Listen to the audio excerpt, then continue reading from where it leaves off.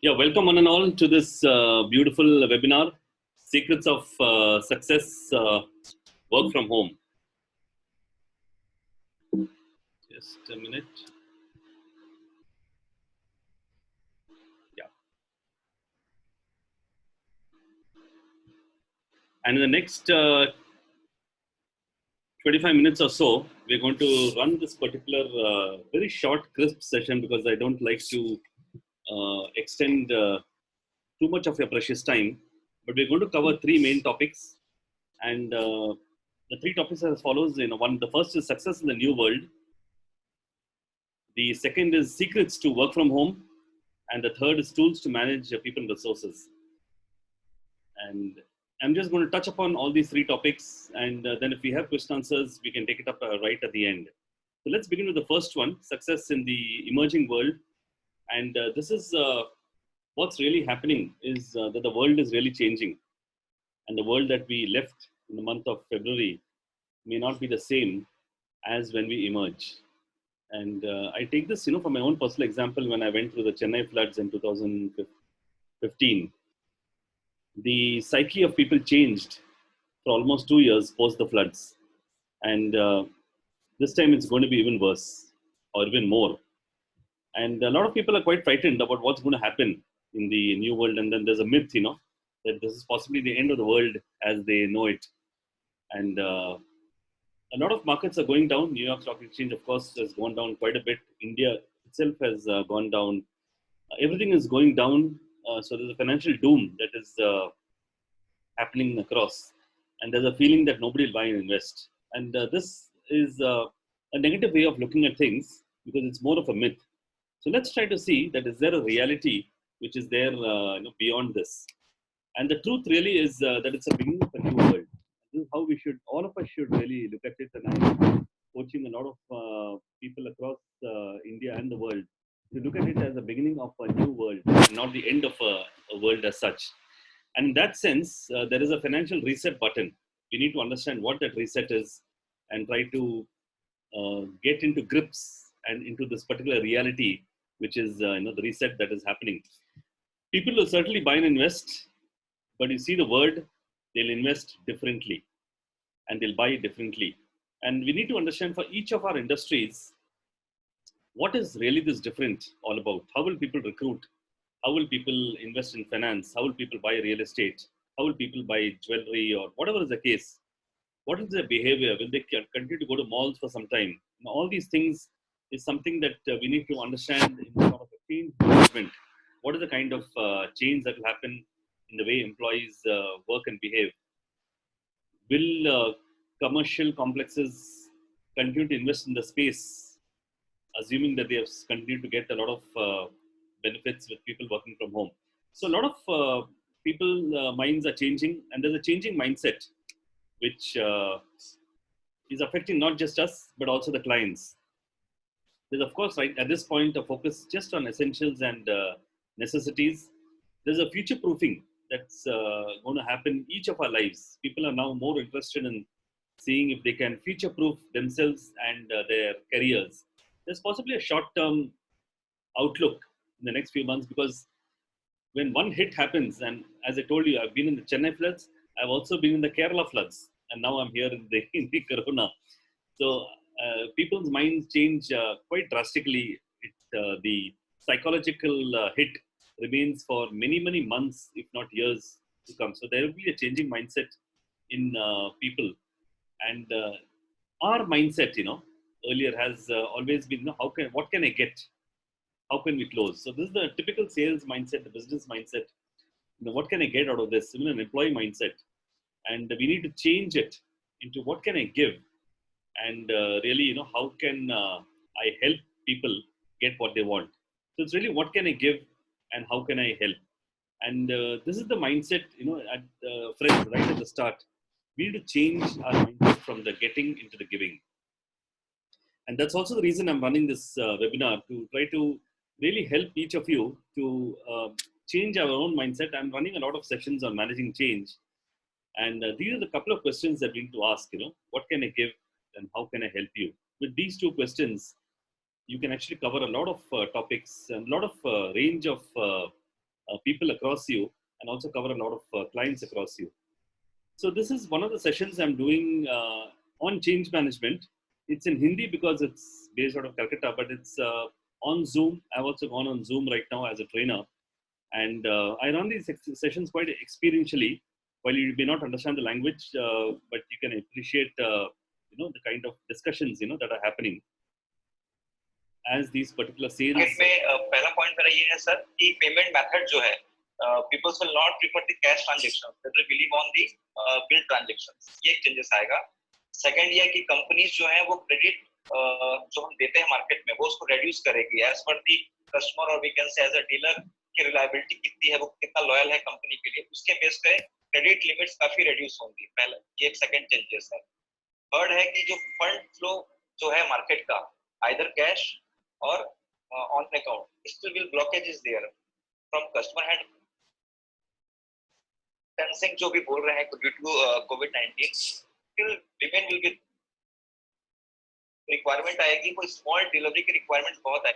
So these are the kind of sessions I'm running right now as a trainer to various companies across across India and Africa.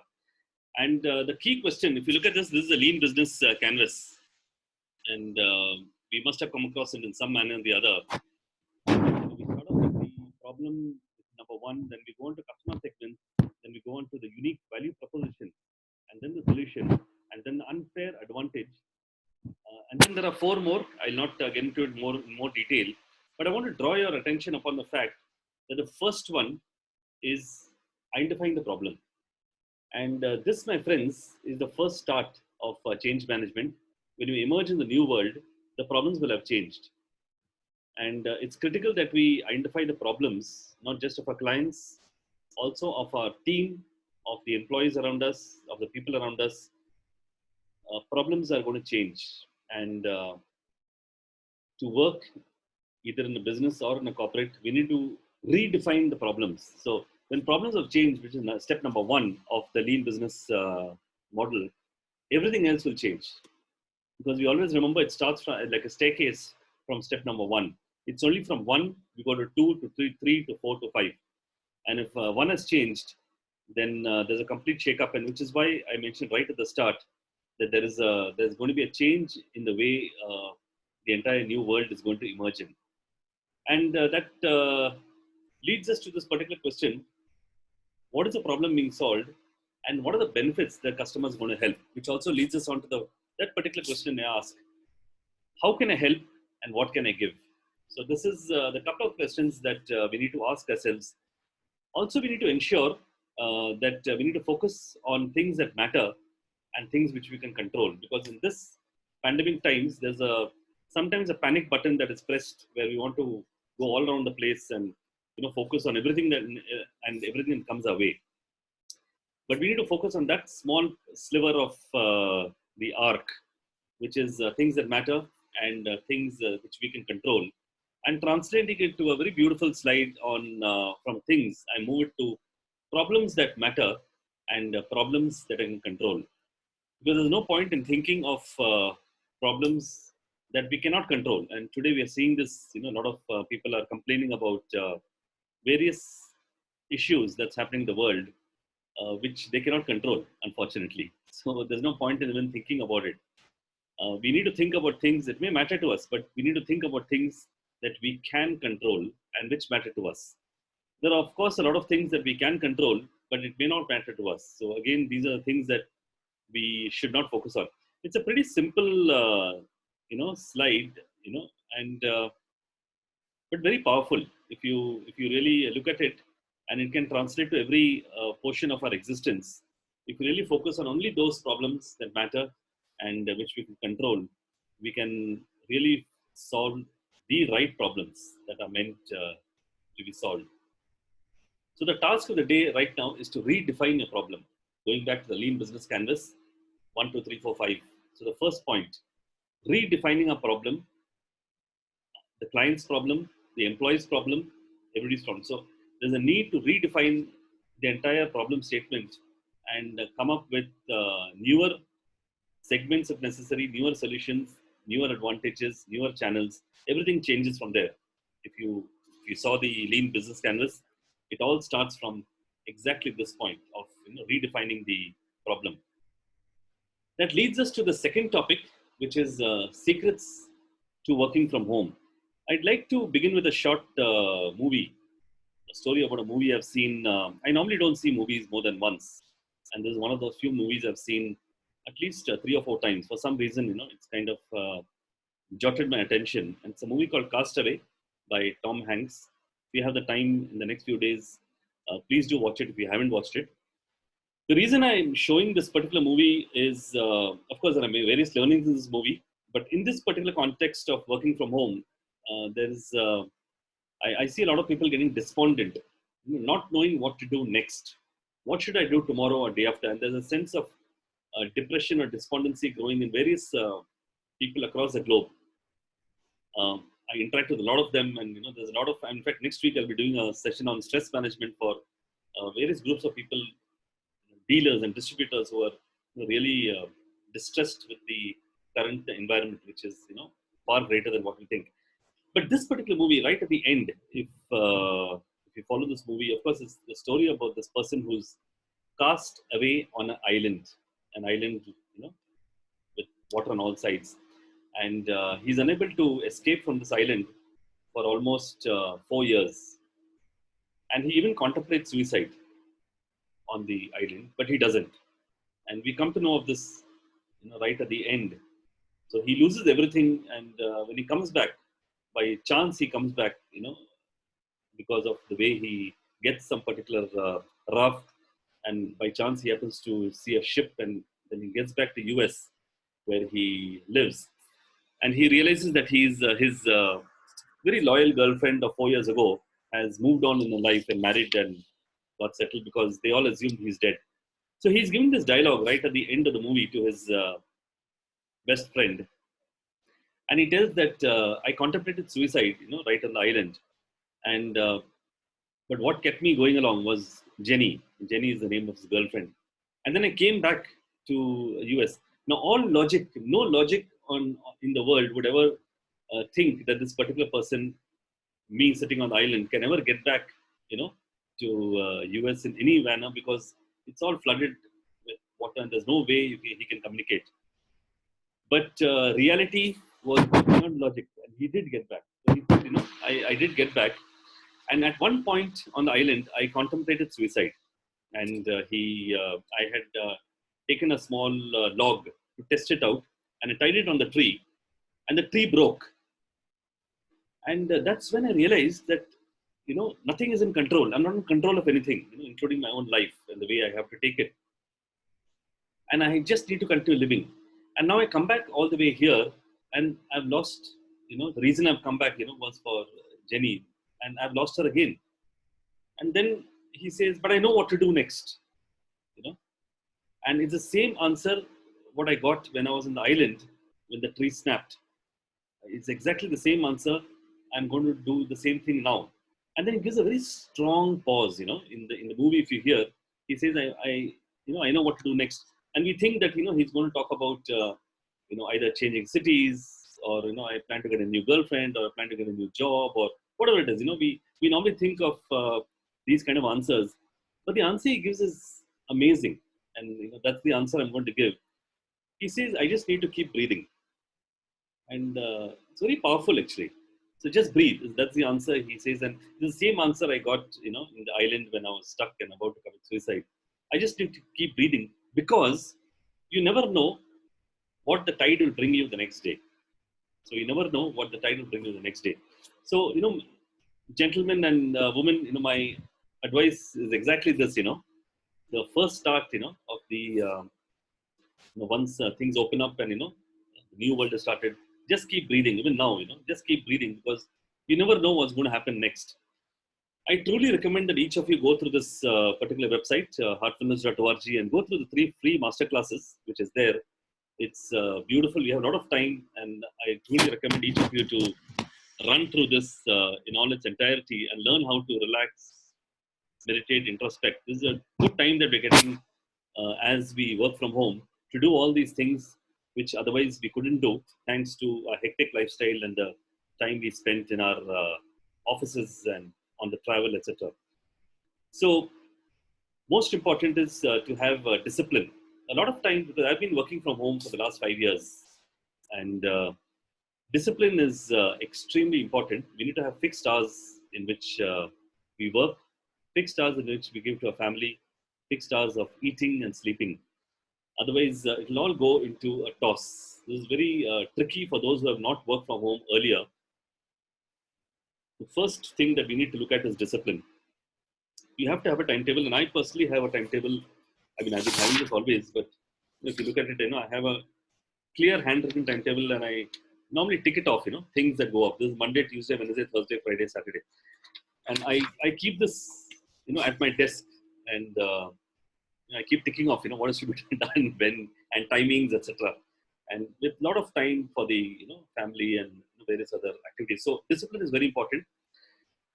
Not carrying work from office to home. Now, this is very tricky because office and home is one of the same.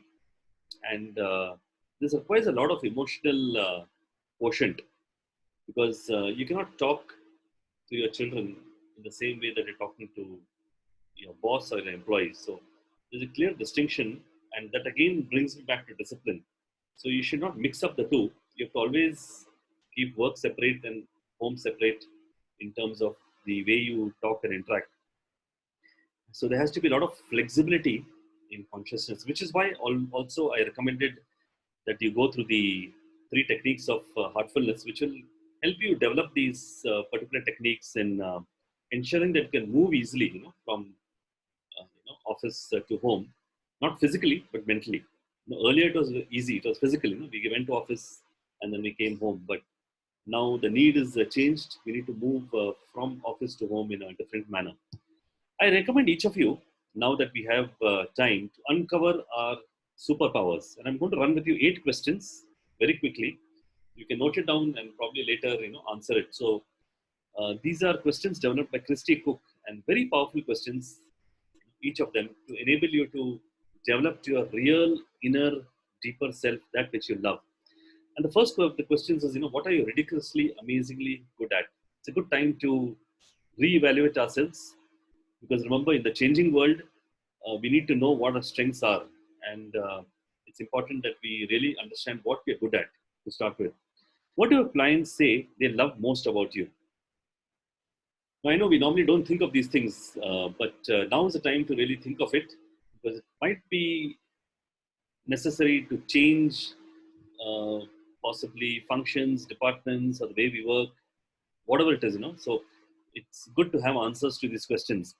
The third is, think of a peak experience that you had recently before the lockdown. So that gives you an idea of, what you are into, and, how you can really get what inspires you. And the fourth question is, who do you like to work with and why? And these are the first 4 of the superpower questions. What you're good at, what do clients say they love the most about you, thinking of a peak experience, and who do you like to work with and why. I'll go to the next 4, which is a little more deeper. And the next 4 deeper questions are, describing a time you got into trouble and how you got out of it. Now we're going into your past, and you're going to go and try to find out how are the ways you got into trouble and how you got out of it. Just 1 or 2 instances. Second, now you see we're going into the inner child. And how were you recognized as a kid? What do other people tell you is your biggest quirk or idiosyncrasy? So these 3 questions are meant to take you, more deeper into inner self. The fourth and the best is, which I love the most, and I tell this to all my coaches, and they come out with amazing results. I do it myself, once in a while. Go to 3 people who know you very well, who are very close to you. So 3 people who are very, very close to you, and now that they're at home, it's easy. Could be your wife, your parents, and your children. Go with them with a piece of pen and paper, like this. Go with a pen and paper and tell them that you're running some coaching session with somebody, maybe in the US or Europe. Just tell them some story, and tell them, I need to ask you a question, and you need to give me answer. And you take a pen and paper. Very important. Just follow the instructions what I'm telling you. Go to 3 people very close to you. If you have kids who are above 9 years, please go to them first. Okay, 8, 9 years, 10 years. Okay. Just go to them and ask, I just need to, I don't know why he needs it, but he's asked it. So can you just kind of give this answer to me? I need to make down points. And I need to send this file back to them. And then you ask just a single question, what am I good at? Okay. Just ask this question, what am I good at? That's it. You'll be surprised with the answers. I'll be happy. You can get back to me in the chat and, tell me, what kind of diverse answers you got. You don't need to tell me the answers, but just tell me your experience around it. It's very interesting if you just do that fourth point. So these are things of superpower, deeper questions which can help you go far, far deeper. Ikigai is another workshop that I run, but I'll just briefly tell you, what exactly is Ikigai. It's let me minimize this so that you can see it correctly. So it's a combination of four things, and it's primarily, a combination of what you love, what you're good at, what the world needs, and what you can pay for. And this particular combination leads you into something called a central factor, which is also called as the Ikigai. Let's try to understand that if you do things that you love and which you're good at, you're really just focusing on the passion. Okay. The world may not need it, you may not be paid for it, but you love it and you're good at it. You love dancing, you're good at dancing. You love, music, you're good at music, but you're not sure about the remaining two. So it's a passion. Many times it just remains a hobby, and it just goes off. Then you get the third one, which is what the world needs. Now, if you're doing something that what the world needs and what you love, it's still only a mission. You may not be good at it, but since the world needs it, it is, you'll continue to do what you're doing. So that's the mission around it. And we see a lot of people who may not be good at something, but since the world needs it and they portray the love towards it so much, so they end up doing it more and more. And that's, the mission that is there. If you do something that the world needs and what you can paid for, it's called a vocation. And you see this all the time, So people who never want to become doctors have become doctors because the world needs it and they paid for it. People who never wanted to become IT professionals, they are IT professionals because the world needs it and they're paid for it. So it remains a vocation. Nobody ever asked them whether, when they were young, whether they really love it or they're good at it. It just kind of remains here. And then you have something which you're good at and also which you can paid for, which is called as a profession. But the magic of Ikigai is when all four of them come together. And you normally start here. You have to start here to get to Ikigai, which is what you love. And then you go diagonally across to what you're good at. And then you go to the right to what the world needs. And then you go down to what you can paid for. And the combination of all these four is a central point called as Ikigai. In Japanese, it's also known as the reason to jump out of bed every morning. The reason to jump out of bed every morning. So that's Ikigai, which is one of the key things that each of us should try to find out in this next few weeks that we are sitting around. So let's go to the third one: tools to manage and train resources. And there are various tools to manage and train resources, but I'm going to go to some of the crux of, I see this now happening. I'm in touch with various presidents of human resources and various managers and CEOs. And I see that while the tools are vast and varied, what's necessary is a mindset. And I'm going to explain this to you in a minute. So tools are very easy to learn. You have Zoom while we are at it. We have various webinars and various ways, Monday, etc., to collate information, Google Drives, all the stuff. So tools are vast and varied. It's not very difficult to understand the tools. But what I really found out in the last few weeks, it's learning for me too, is the mindset. And I'm going to explain this to you, that mutual trust and respect, okay, is it's a vast topic, but I'm just going to give a glimpse of it, that teams amongst themselves, teams with the bosses or with clients, extended teams, partners, dealers, distributors, there has to be a sense of mutual trust and respect amongst themselves, because we should realize that energy is limited. I'll repeat, energy is limited. If you're spending a lot of time of the energy in trying to resolve your inner conflict, you'll not find enough time for an external conflict. Just stay with me, as I continue this thought process.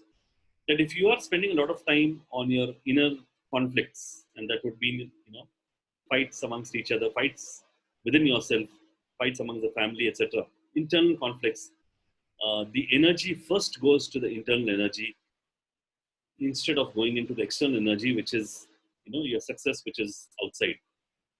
So the first question I'd like to ask each of you, uh, as a leader, that are you able to delegate? And delegation has a lot of mutual trust and respect into it.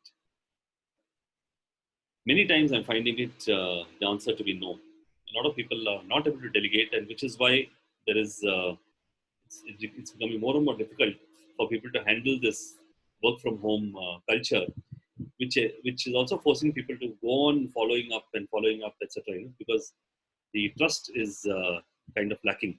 So this particular success formula, it's created by Jack Rizes from the US, and it follows a very simple formula of success, which is a ratio of the external energy divided by the internal energy.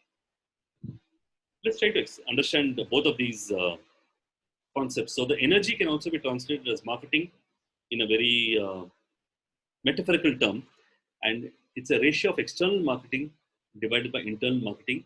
Where external, you can say, energy or marketing is what we call as the opportunities and capabilities that we have as a person, as a social being, and as an employee, as an entrepreneur, as a businessman, or as a nation. Okay, so it covers the entire spectrum. It is not limited to any particular small spectrum. It covers end to end. So it's opportunities and capabilities. And if you notice, the internal marketing has two factors, and that's mutual trust and mutual respect. And friends, if trust and respect is there, then the whole thing goes into a very different spin, because then you're really trusting what people are doing uh, individually at home, given a task. There's a lot of delegation that can happen, a lot of trust and respect, which can go in, rather than a lot of points around it, which is difficult. I'll also end up with a small story called The Fox and the Hedgehog, and this is written for the book Good to Great by Jim Collins, and the Willy Fox and the Innocent Hedgehog. So the story goes as so it's kind of a symbolic story that the Willy Fox wants to eat the hedgehog, and it has various ways and means in which it tries to eat. It tries to attack it from below, from top, from the side, from putting a noose around it, jumping from a tree, or attacking from the ground. It has an infinite number of ways to attack the innocent hedgehog. Okay, and the hedgehog has only one single strategy, and that single strategy is to roll up like a ball and push all its porcupines outside. Single strategy. So whatever the Willy Fox does, this innocent hedgehog has just one single strategy. And ikigai, or all these questions that we went through, defines us to that single strategy that we should have within us. That single superpower that we should have within us, which can enable us to be successful in life. And it's also called as the hedgehog theory. It was released in 2001, this particular book, Good to Great by Collins. And he had these three circles, what are you passionate about? What can you be best in the world at? And what drives your economic engine? And right at the center is the hedgehog theory. It's a straight copy of the Ikigai, a little modified. Ikigai is centuries old, whereas this is, 20 years old. But this was, and because of this, people went more deeper to find out how did he find the hedgehog theory, and that's how they stumbled upon the Ikigai, and which is why the Ikigai also became very famous. So this is something that we can really try to find out in the next few weeks, trying to find out what is the central thing within us, which is a secret for our own success, which can enable us to move ahead. And then you find the distinguish factor, that work and office and home and commercial complexes all will kind of trickle out, because one of the key concepts of Ikigai is to stay active, never retire. never retire, and that's the thing that drives both the hedgehog theory as well as ikigai. And if you're thinking of retirement, you haven't reached a central point. You have to be in such a particular profession or work in your career, which you should be happy to continue even at the age of 85 or 95. that's the that's the particular theory.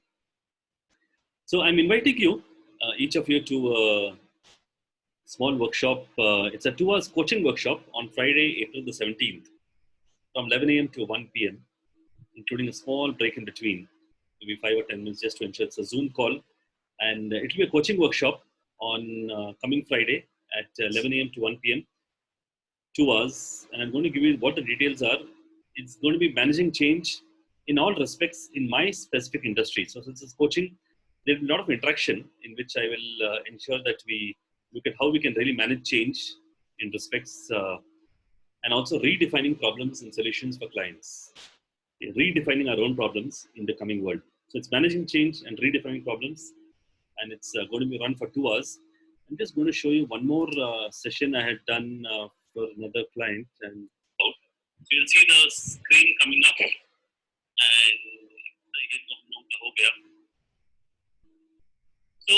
so of course, in the sessions I run it with PowerPoints and presentations, etc. Benefits, advantages, and features. इसको also कहते हैं BAF. काफी famous है ये. Yeah. FAB या BF.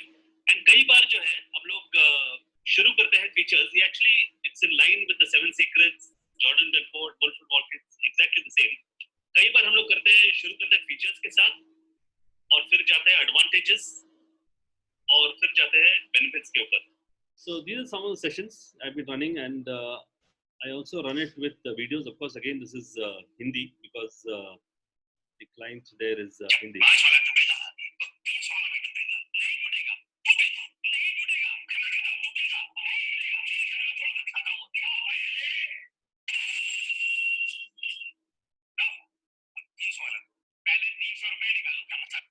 So this is a short video I run to explain value and price. This is again for a sales department, but more importantly, after the video, I also broke them on to rooms. The question ये है कि इससे हम लोग क्या सीख मिली है, थोड़ा humorous है, लेकिन हम लोग अपनी लाइफ में कैसे वैल्यू और प्राइस में कैसे फर्क पड़ता है.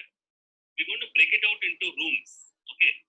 तो मैं जो है I'm going to break it into 5 rooms, and आपको एक्सेप्ट करना है. तो इसके बाद जब एक्सेप्ट करेंगे तो आपको जो है ना, सबको अनम्यूट करेंगे हम. आप सब लोग जो है के पास और 3-4 लोग रहेंगे, उसमें ये डिस्कस करना है इसके बारे में, ये पर्टिकुलर क्या इसमें क्या सीखा था etcetera. So I am going to unmute you all. Breakout rooms, create breakout rooms, open all. Hello. Anji. So you can accept the breakout room, and आप देखेंगे अपने breakout room में और 3-4 लोग हैं. So breakout rooms is also part of the way we can manage and ensure that we have a real kind of workshop. So this is a workshop I'm running this coming Friday at 11 a.m. Managing change in all respects in my specific industry. Redefining problem solutions. It's going to be a coaching session, so I'm taking very few people, just 15 of them. There will certainly be a lot of discussions and a lot of learnings around it.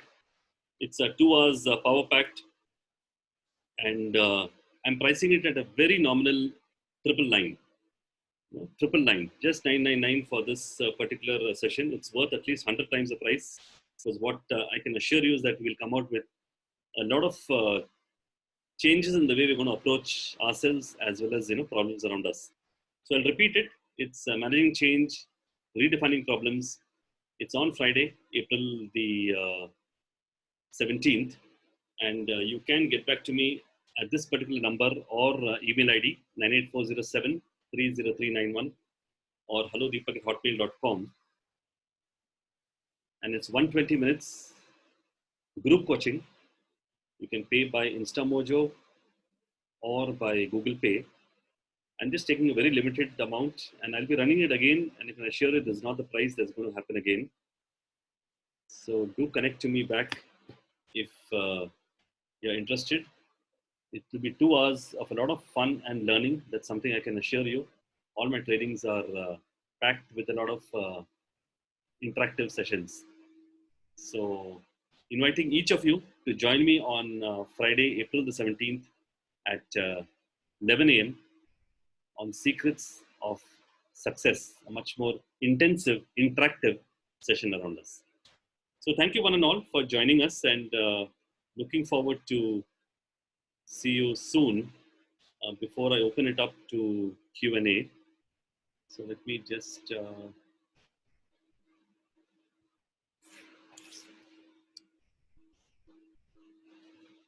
yes. So let me just